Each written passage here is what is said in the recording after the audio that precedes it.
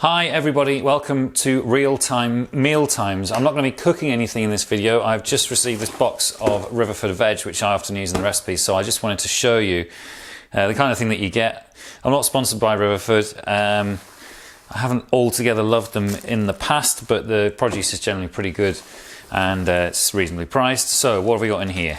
Kale, my favourite green leafy substance, is excellent for your eyes, and being an optometrist, I recommend people eat kale all the time. It's the densest vegetable with the kind of nutrients that help your eyes. So this is really good.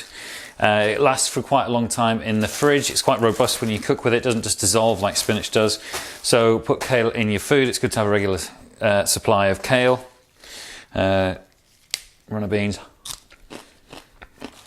Totally amazing. You can just eat those raw, obviously. If you're going to cook them, just heat them through very quickly, maybe steam them.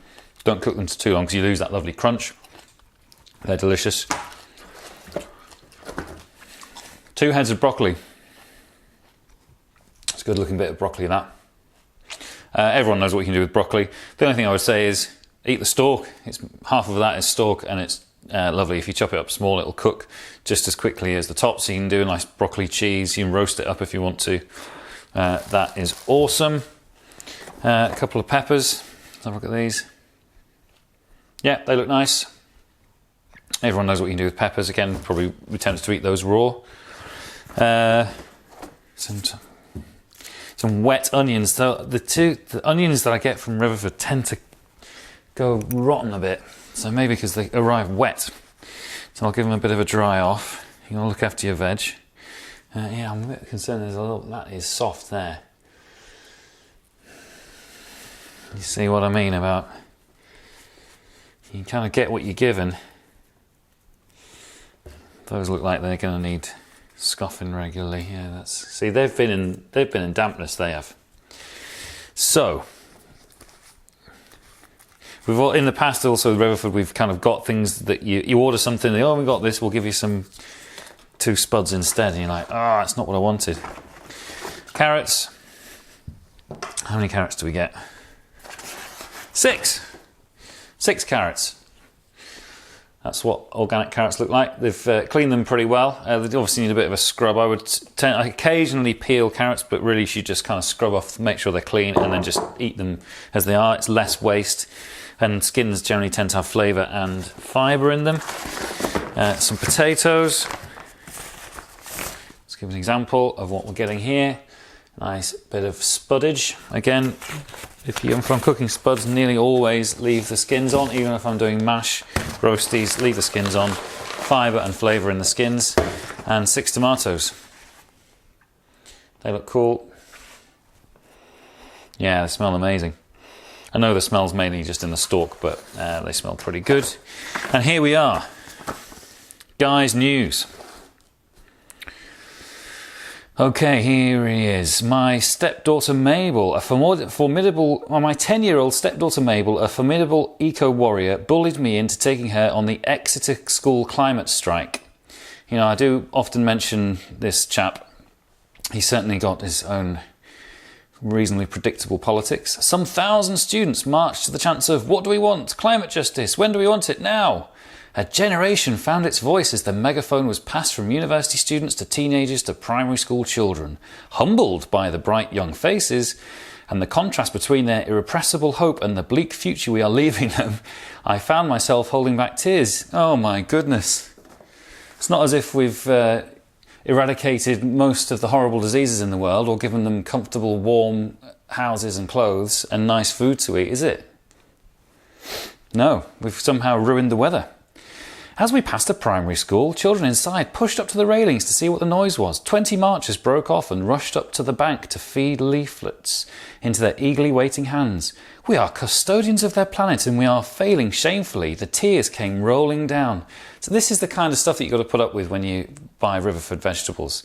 This absolute snowflakery nonsense. And a grown man crying because some kids have been taught that the weather's going wrong. So what is Riverford going to do? We have just completed the second largest rooftop solar panel installation in the southwest, which will generate up to 25% of our electricity. We are investing heavily in electric vehicles. It wasn't an electric vehicle that delivered this morning. We were redesigning our packaging. So I'm cool with electric vehicles, that's cool. Solar panels is cool. Redesigning packaging, yeah, I'm glad. Look, I've just got one bit of plastic. The rest of it is all recycled cardboard. Totally cool with that. Much more than many businesses are doing, but given the gravity of and urgency of the situation, we could do more. We have started an internal debate hoping to reach an agreement on the degree to which we are willing or able to risk our profits in pursuit of bigger changes, and perhaps more significantly, how much we can restrict your choices without losing customers to retailers who offer no such limits. Well, I suppose what he's on about is, do we not offer bananas that have to be flown in? Now, to be honest, the reason I buy Riverford is because I want the stuff to be grown locally. So I think he's on fairly safe ground there, to be honest. I can live without peaches. The reason I want to buy Riverford is to get my root veg. I mean, what about tomatoes? They're not going to be grown in this country, are they? Everything else is probably grown around here, and that's what I want. So he's fairly safe. Ooh, our prices will increase by an average of 2% in January. We have had a good year, so might have been able to hold prices steady a bit longer by shelving some of the projects above. But we think many people choose to shop with us not only for great food, but for a more hopeful future. Well, I put up with this nonsense for some reason, I don't really know why. You might reasonably ask, are you getting value for money? The best assurance I can offer is that we are very good at what we do. It could not be done with the same ethics for any less. Beyond paying our taxes and investing in the business, the money we make only leaves in two ways. A profit share to co-owners, £719 each last year, or as a dividend on my remaining 26% share, which goes into a fund for projects that reduce our environmental impact. So, nobody can reasonably argue that we shouldn't be looking after the planet, but this nonsense about tears coming rolling down and 10-year-olds telling you what to do is just ludicrous. I mean, get a grip, man. Tell them. You're in a good position. Would you rather have been born 100 years ago? That's the question to ask them. Would you rather have been born in the year 1900, let's say? So by the time, your older brother's getting killed in the First World War, or you're dying of smog in London, or something along those lines. You're getting typhoid or trench foot, or, the plague. That was a joke. But you know what I mean. Or would you rather have unbelievably advanced healthcare, warmth, cheap energy, comfortable, safe cars, comfortable clothing, cheap clothing as it's all made in China? Or would you rather wear the same itchy trousers for 5 years? You know what I mean? Let's put this into perspective. Let's say to kids, look, all right, you might have been told there's a problem. And the kids don't actually know. They haven't actually done the research. This is all what they've been programmed to say. So a 10-year-old child doesn't actually know for certain that the world's going to end. It's only because they've been told by someone who's got an agenda to tell them that the world's going to end. So it's really it's a circular argument, isn't it? Oh, the kids know best. Well, they don't know best because they only know what they've been told by adults. So it's a sort of some adults are using kids as a proxy to try and convince everyone else, which is unbelievably cynical. Unbelievably cynical to use children for basically a political end. And after all, climate change is essentially a political problem. Some people want it to promote climate change because of the politics behind it. And I think if you buy into this thing, we've got to do it for the kids, you're a fool. Sorry, Guy. But your veg is all right, so I'll let you off. There's my Wednesday morning rant. It's probably put the cat amongst the pigeons there, but hey-ho, who cares? It's my channel. But anyway, the veg is good, so thanks for that. And hopefully some of this will be appearing in some recipes in the near future. Okay, thanks for listening. If you like what you hear, please do subscribe and like the video, and I'll see you next time. Cheers.